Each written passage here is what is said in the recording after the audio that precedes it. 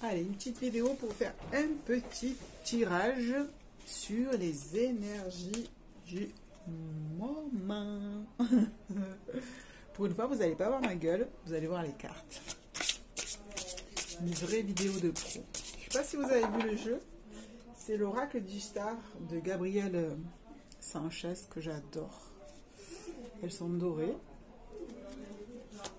Petit tirage donc. Ah ben voilà, les cartes tombent d'elles-mêmes.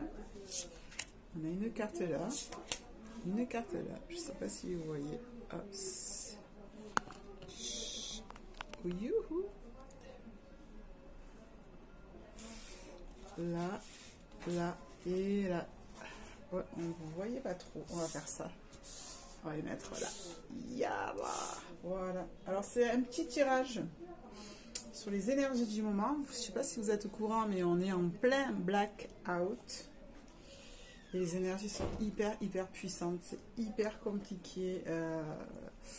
Physiquement, beaucoup de symptômes, hein, évidemment. Des maux de tête, des oppressions, des nausées, des vertiges, des insomnies durant la nuit. Il peut y avoir des cauchemars qui reviennent. On peut avoir divers symptômes qui peuvent perturber.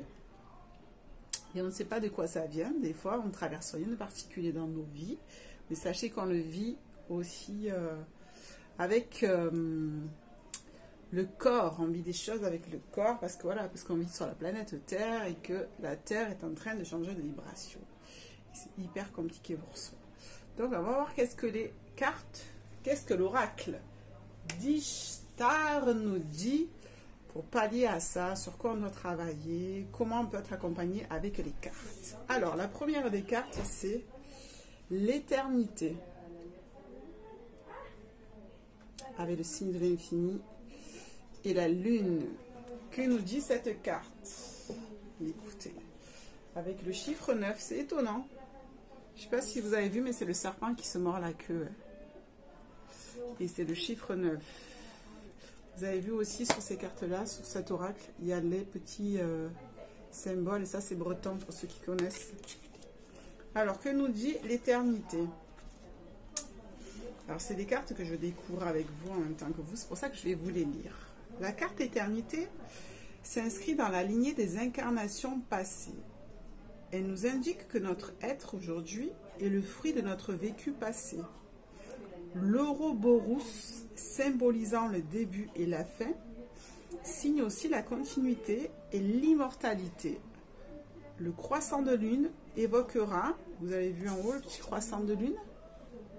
Le croissant de lune évoquera la coupe et la réception. Elle est le couronnement de la reine des étoiles, Ishtar. Ainsi, cette carte comporte un double symbole qui indiquera la réception et la continuité. Lorsqu'elle apparaîtra lors d'un tirage, elle représentera le vécu, la réception et la continuité. Elle est ce que nous sommes et ce que nous deviendrons. Donc en fait, c'est la carte de l'éternité, de ce que je suis, de ce que je vais laisser, de l'essence même de qui je suis. Donc on est vraiment dans la pureté de l'âme, je dirais, et dans l'essence même de qui nous sommes, si on se pose encore des questions. On parlait du sommeil tout à l'heure. On a tiré la carte du sommeil. Que nous dit la carte du sommeil, la numéro 14? Je ne sais pas si vous avez bien vu le petit symbole là-haut. Hop, ok. Donc on est sur la carte du 14, le sommeil. Alors le sommeil, avec la carte du sommeil. Hop, mes lunettes sont tombées. Je vais faire tomber la table. Je suis Pierre Richard aujourd'hui, sort de ce corps. Alors, avec la carte sommeil, nous serons dans les mondes oniriques représentant les arrêts, l'élévation, mais aussi le temps que nous prenons pour nous-mêmes. Elle nous suggérera de prendre du recul par rapport aux situations qui nous préoccupent afin de nous ressourcer, nous revitaliser.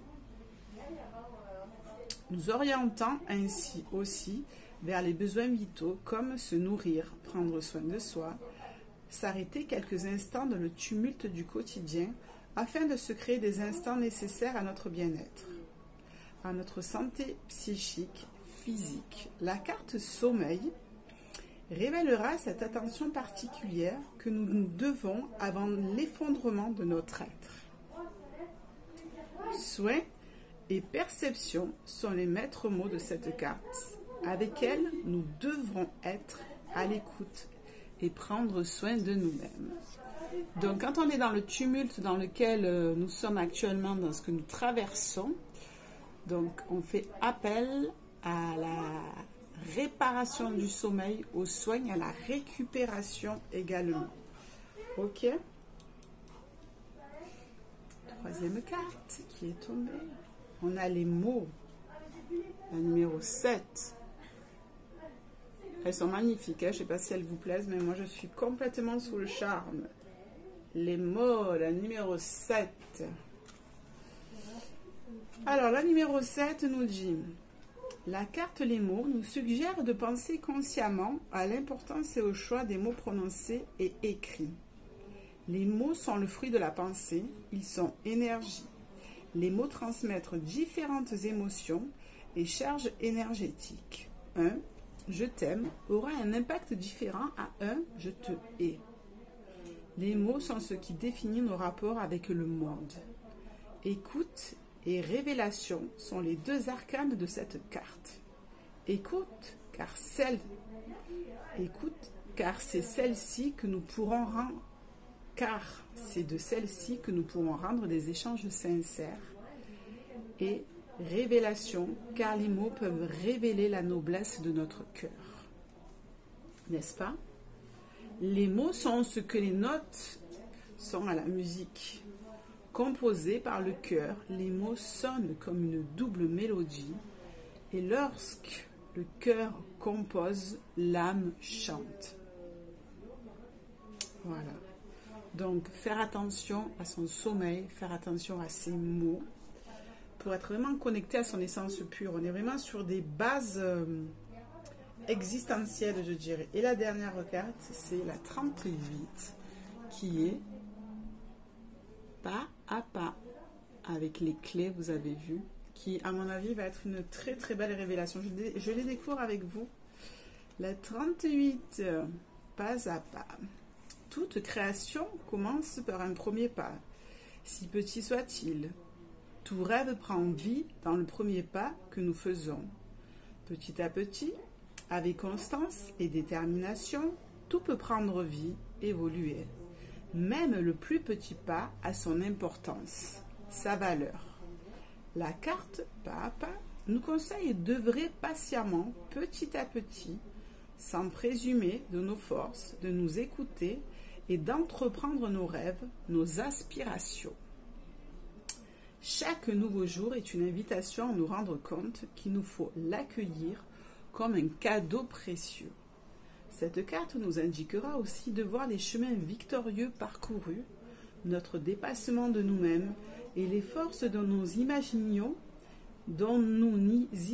l'existence révélée dans les grands tourments. Elle est le symbole de notre vécu, de nos expériences et de notre force intérieure.